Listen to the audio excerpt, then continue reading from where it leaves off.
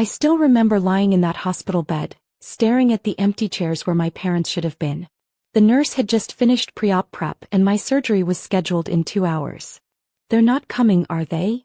I asked Dr. Chin, my mentor and the only person who'd stayed by my side. He squeezed my hand, his eyes full of compassion. Your sister's graduation ceremony started an hour ago, Alexandra. Of course. Because Megan's college graduation from a mid-tier business school was apparently more important than her older sister's career-saving spinal surgery. A surgery I needed after working triple shifts as a surgical resident, pushing myself until my body literally broke. My phone buzzed. Mom. Megan looks so beautiful accepting her diploma. The whole family's here. I'm sure your surgery will go fine without us. It's just a back problem after all. Just a back problem. The herniated disc that could have ended my surgical career if not fixed properly.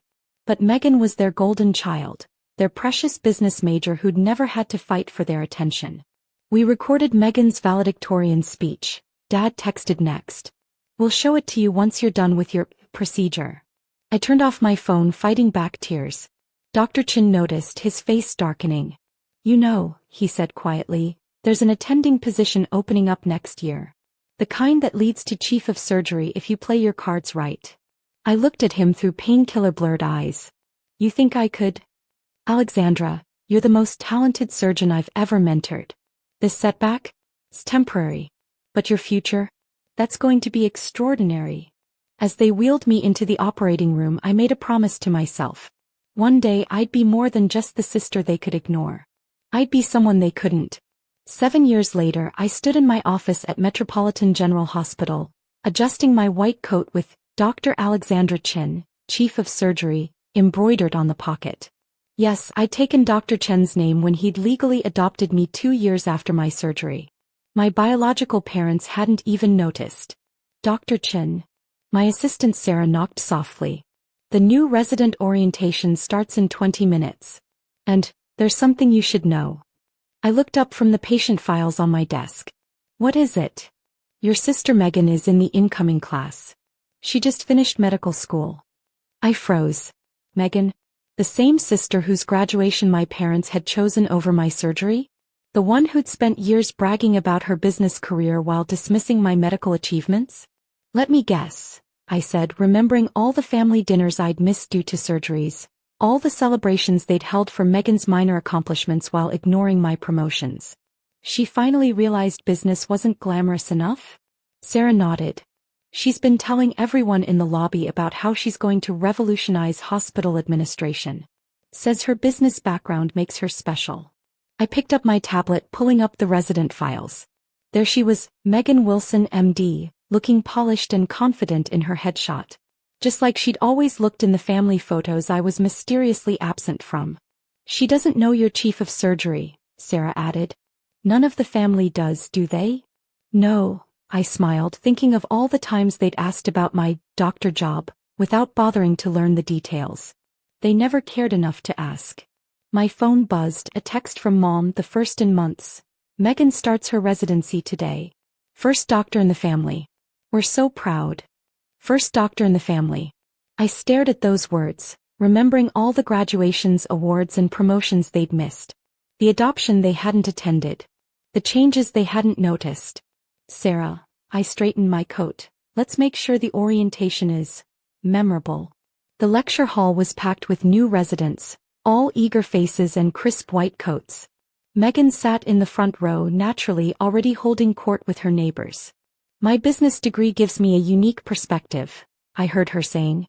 I'll probably be running this place in a few years.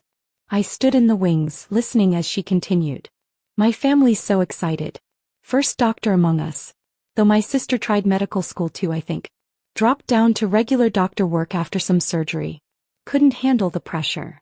Sarah touched my arm. Ready, Dr. Chin? I thought about the last 7 years. The nights I'd spent perfecting my craft, the lives I'd saved, the department I now ran. All while they'd celebrated Megan's every move. Oh yes, I smiled, stepping toward the podium. I'm more than ready. The lecture hall fell silent as I stepped onto the stage. 200 new residents held their breath, but I only watched one face. Megan's confident smile froze, then cracked. then shattered as recognition dawned. "Welcome to Metropolitan General," I began, my voice carrying through the perfect acoustics.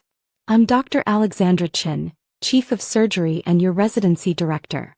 Megan's mouth opened and closed like a fish out of water. Her newfound friends glanced between us, catching the resemblance but not understanding the tension.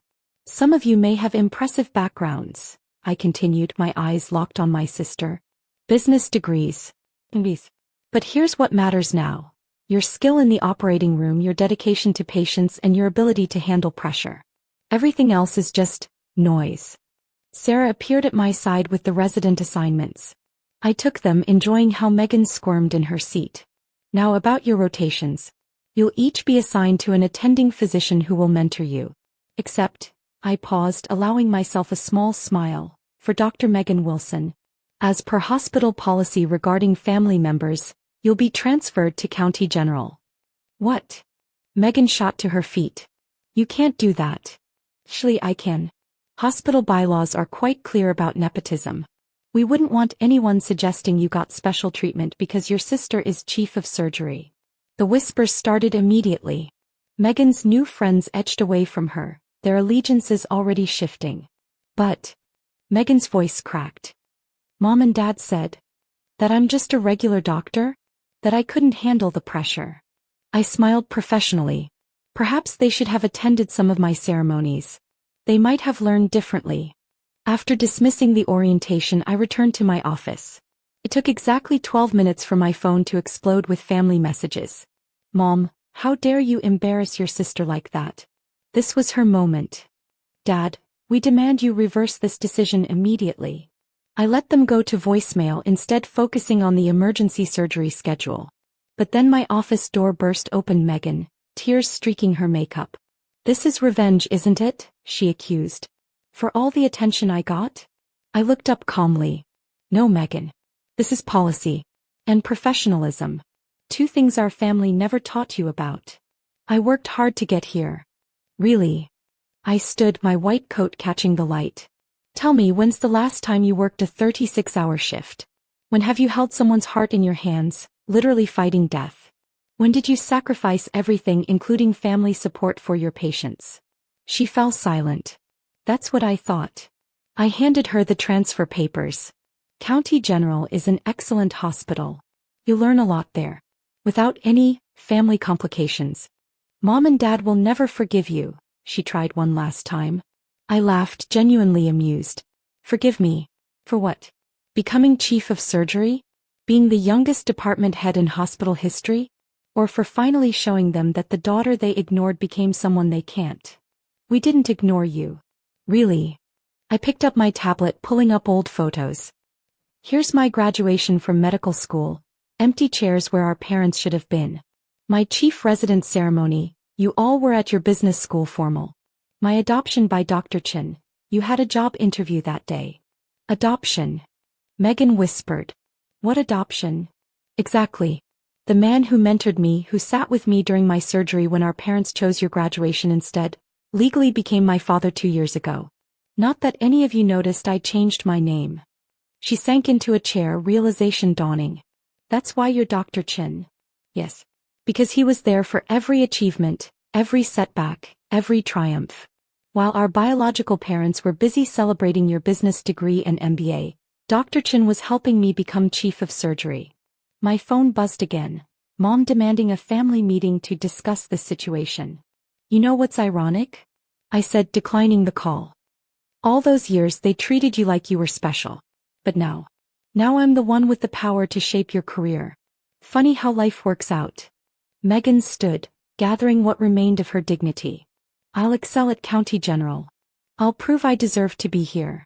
"I'm sure you will. But you'll do it on your own merits, not your family name. Not that our family name means much in medical circles." I turned back to my work. "Oh, and Megan, don't forget to return your MetroGen ID badge to HR on your way out." After she left, Sarah brought in the afternoon surgery schedule. "Your parents are in the lobby demanding to see you." I glanced at the schedule, 3 complex procedures awaiting my expertise. "Tell them they can make an appointment. Through proper channels. And if they persist?" Then remind them that security removes all unauthorized visitors. Even family. I pulled on my surgical gloves. Now let's save some lives. That evening, as I completed my final surgery, a challenging valve replacement that would have been impossible with my untreated back injury, I received one last text from Mom. We just want what's best for Megan. I thought about that empty hospital room 7 years ago, about all the moments they'd missed, about the father who'd chosen me when they wouldn't. So did I typed back. I wanted what was best for her medical career. That's why I'm sending her somewhere she can't rely on family connections. Consider it a valuable lesson in handling pressure. Then I turned off my phone, hung up my white coat and headed home. Tomorrow would bring new surgeries, new challenges, new chances to prove that the daughter they'd ignored had become someone they couldn't avoid. Dr. Chin, my real father, called as I was leaving. Heard about today. You okay? I smiled, touching the name badge that carried his legacy. Better than okay. For the first time they finally saw me. They saw a chief of surgery, he corrected. Which is exactly who you are. Sometimes success isn't about proving others wrong. Sometimes it's about becoming so right that their approval becomes irrelevant. And sometimes, just sometimes, it's about showing your family that the daughter they couldn't make time for now controls their precious golden child's future. The next morning I saw Megan leaving with her box of belongings. Our eyes met across the lobby. Good luck at County, I called out. I hear their chief of surgery is excellent. Though not quite as young as Metro Jen's. Sometimes the best revenge isn't served in the operating room. Sometimes it's served with transfer papers and a reminder that family ties can be professionally binding.